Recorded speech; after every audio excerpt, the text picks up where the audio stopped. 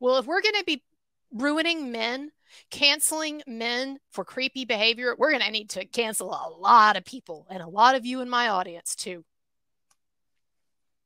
And women too. And people say, well, there are multiple allegations.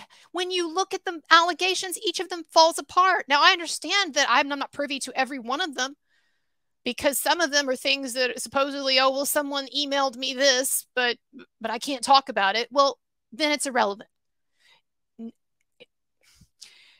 Anyone who has some gossip, but they're not going to stand behind it, they don't have the courage to stand behind it, to actually step out and say, this happened to me, you're dismissed, because there's no way for us to know if you have any credibility. So I'm sorry. Yes, I do just dismiss all anonymous accusers. I do.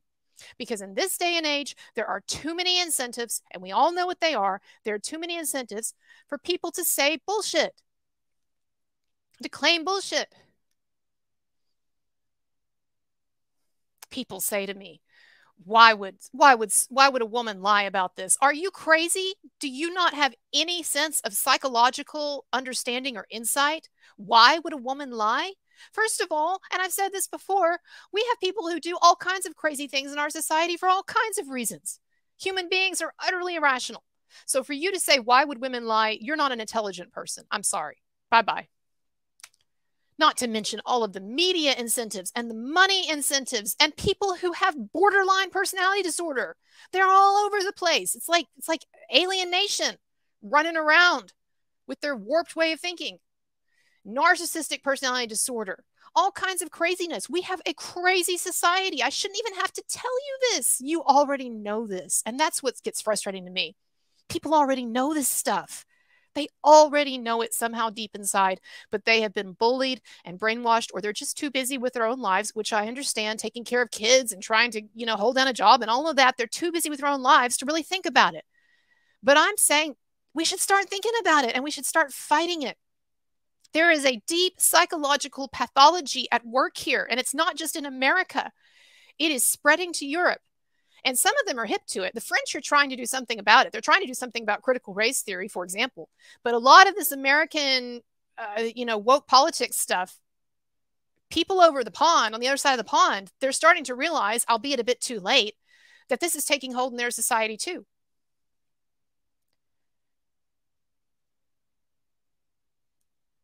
People say, like I said, though, people say, well, look at there are multiple allegations. And I look at each one and they all fall apart in some way. We know Shelby's thing is BS. She's changed her story multiple times. Okay. I've talked to other women. Look at my YouTube channel. I've interviewed multiple women now who were with Shelby pretty much that whole night.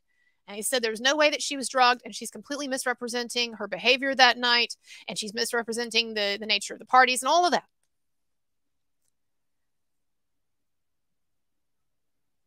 But it's not just her. What about the women that were interviewed by German media, some of whom have apparently given a statement to German authorities, or they signed a legal declaration that they gave to the media? Here's something else that's kind of fuzzy, okay?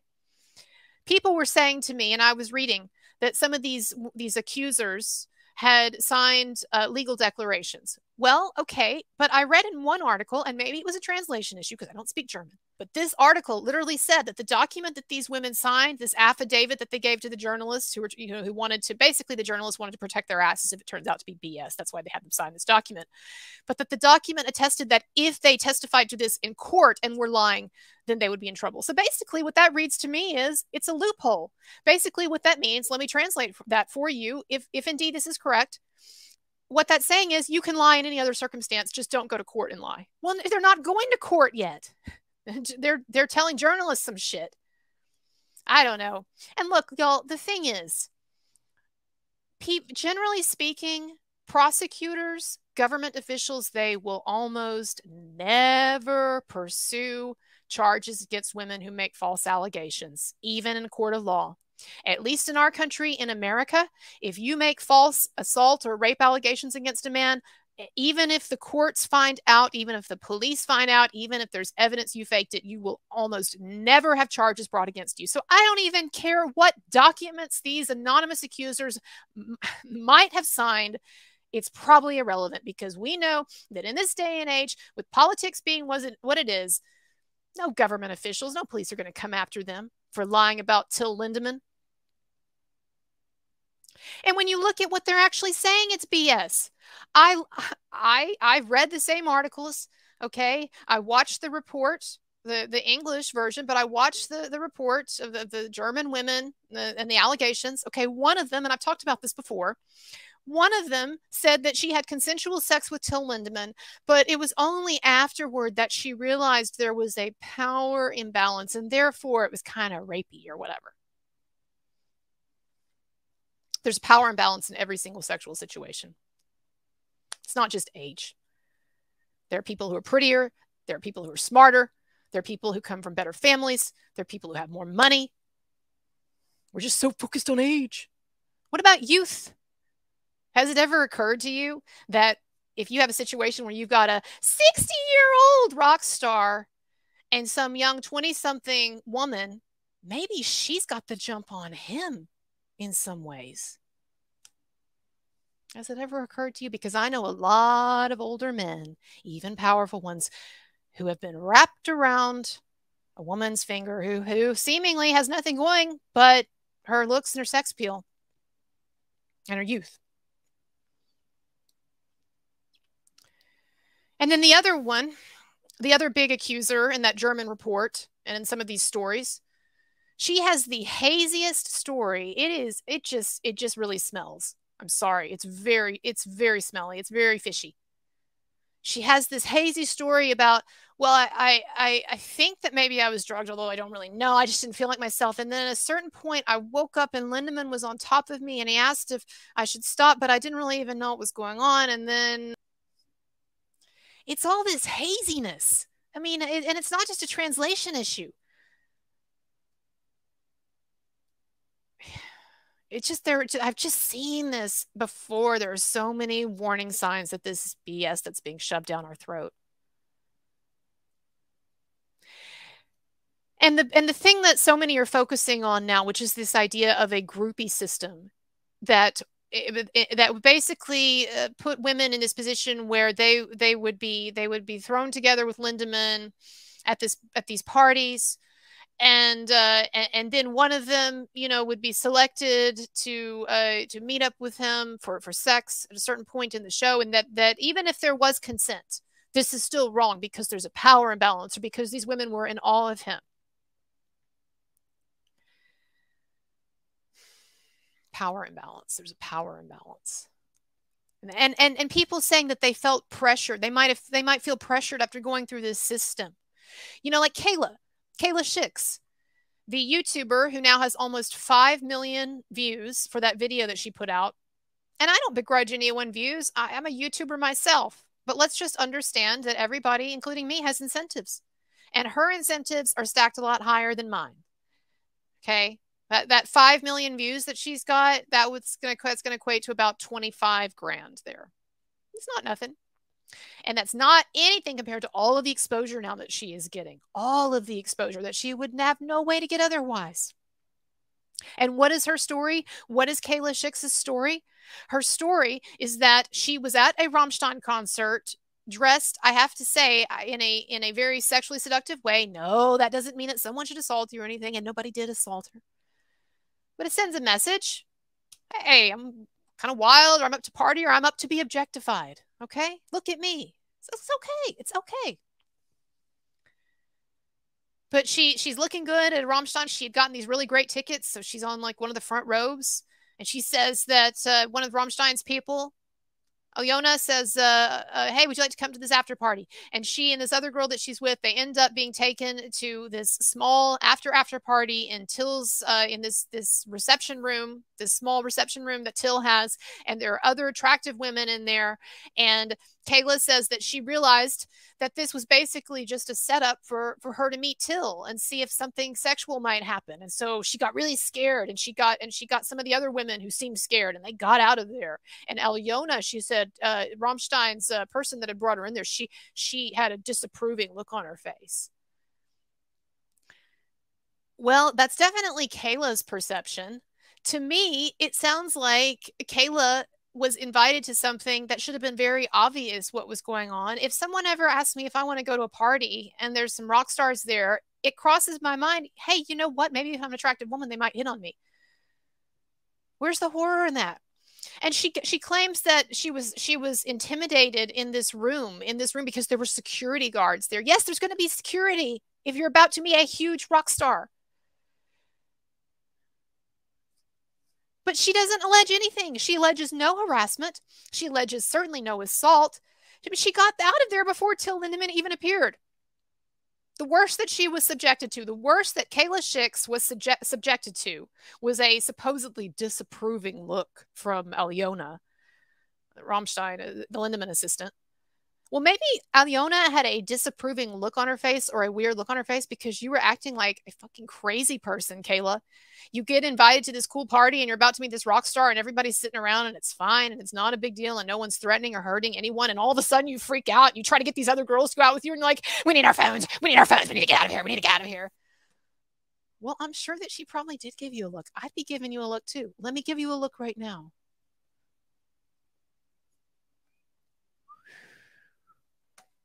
And of course, you go to Ms. Kayla Schicks's YouTube channel or to her Instagram. Her Instagram, for example, and you see one of the highlighted subjects on her Instagram is something about men and domestic violence or sexual assault or whatever. And it's like, oh, okay, so this is like a big like activist personality type. And she probably everywhere she goes, even though she is dressed, I'm sorry, like everywhere she goes, she's giving off all these signals, but she thinks that she's getting all this unwanted attention. Oh my God, he looked at me. Not a sex object. Yeah. She gets invited to party with a rock star late at night after she's gone to the rock concert. I mean, that would indicate someone's a fan, wouldn't it? She goes to the rock concert, she says. We're not even sure if she was really there. There's a whole other controversy online about how, if you look at her Instagram, she was posting at the very same time that she claims that she was at this rock concert in Berlin. She's posting from Italy. She's posting about her vacation with her mom. Now, I don't understand technology. I'm just going to admit. So maybe it's possible to be in Berlin, but be posting from Italy on your Instagram. But so that's why I'm not going to like go full bore on this, but it's kind of weird. But if we take her story at face value, she went to a rock concert. She looked hot.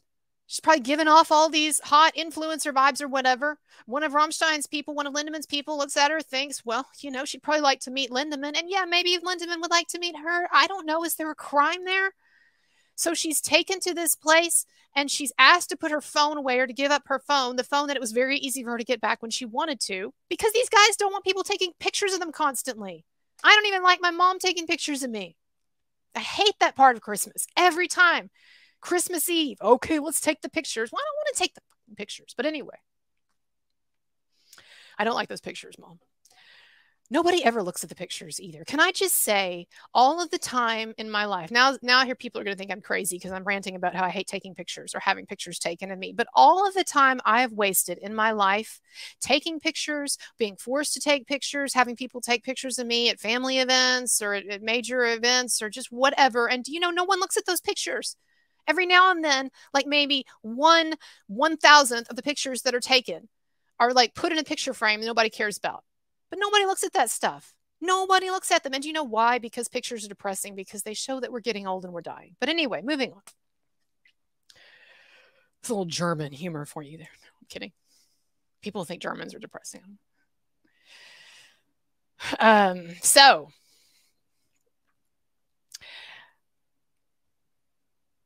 I don't see what happened to you, Kayla. I think what happened is you went in there with full of a bunch of feminist attitude and you realized that this was a party where there's a rock star who might be sexually interested in you. And you were like, oh, my feminist antenna are going off. Must get out of here. No one did anything to you. And you caused a scene and you freaked out and you acted crazy. And so Alyona gave you kind of a weird look and then you left. You left. You got away. And ultimately, that is my issue with all of this.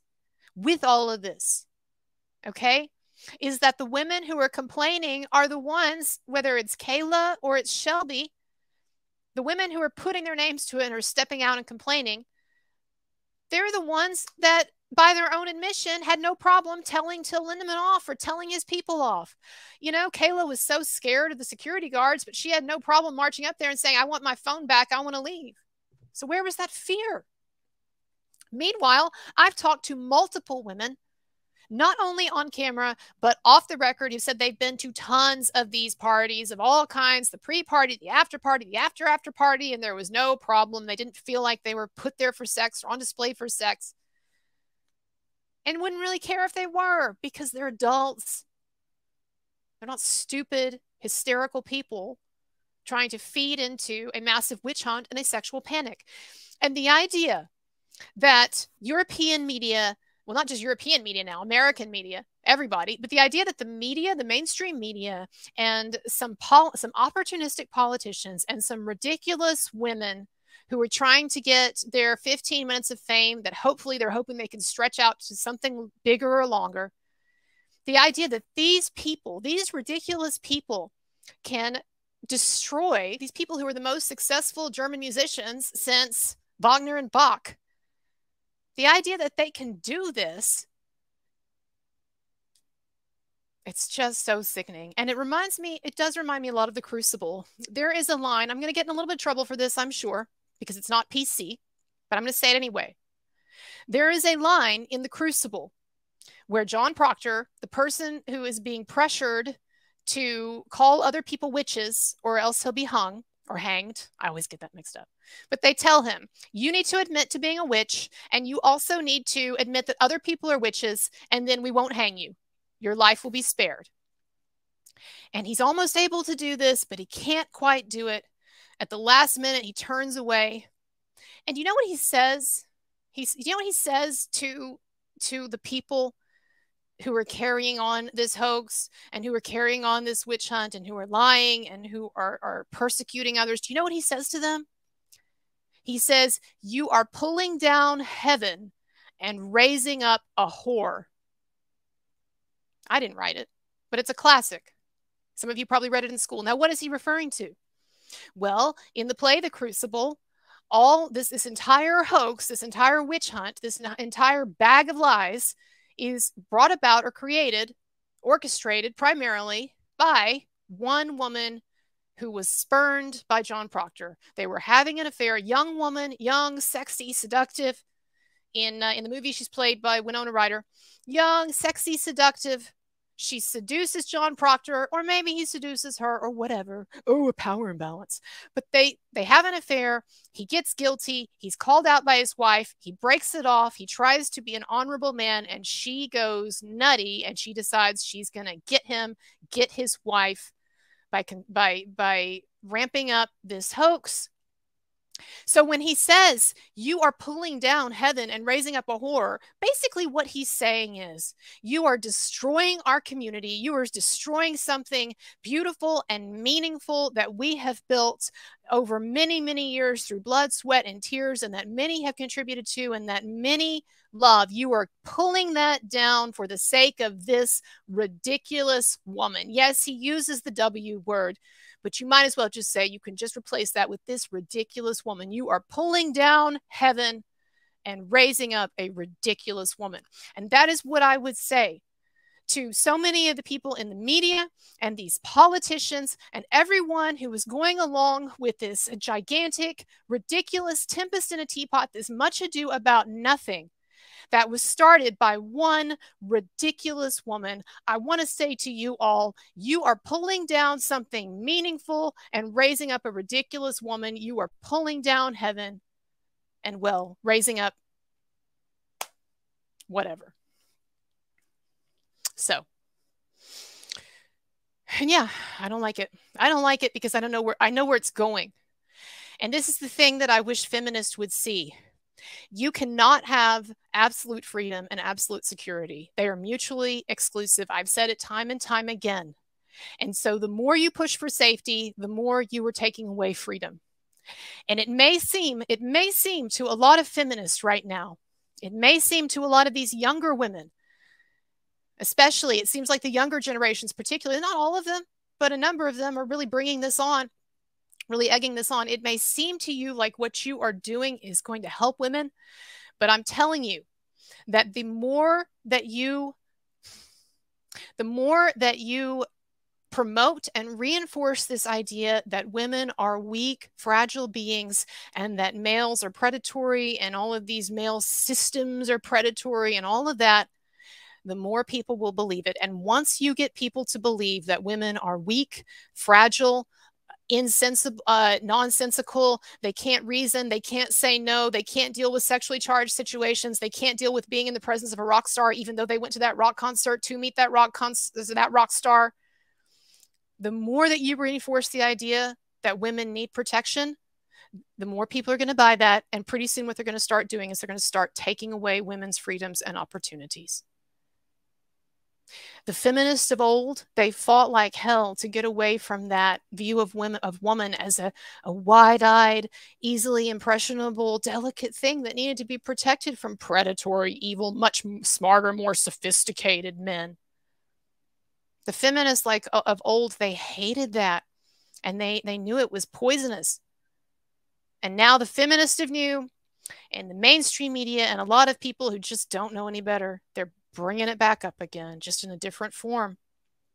So the new Puritanism, it's not coming from the churches anymore. Not really. It's not. It's coming from a secular domain, and that is the domain, unfortunately, now of modern feminism and Me Too, political correctness, and cancel culture. I am fighting it. There are a few people fighting it. I am trying to get the word out on this Rammstein narrative against all odds. And so I appreciate your support. And I understand my Johnny Depp fans and my Marilyn Manson fans may not be as into this, but this is a perfect object lesson. It is happening in real time. And so many of us were late to the party on the Johnny Depp thing or the Marilyn Manson thing. I don't want to be late to the party on this. And it's big. Even if you don't care about it here in America, I'm telling you, it is a big global story. It is huge in Europe, and it has gigantic implications for entire industries like the music industry, because what people are saying, and they're saying it openly and they're saying it loudly, is that this is just the tip of the iceberg and that they are going to go after other people next. And all of this against the backdrop of what the crazy stuff that's happening with Roger Waters. I don't care if Roger Waters disagrees with Israeli policy towards Palestinians, and that is his issue with the country of Israel.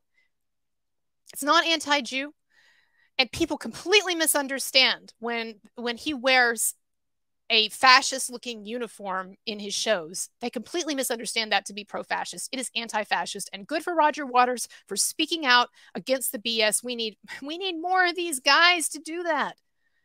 No one is going to save you if you will not save yourself. And I would love it.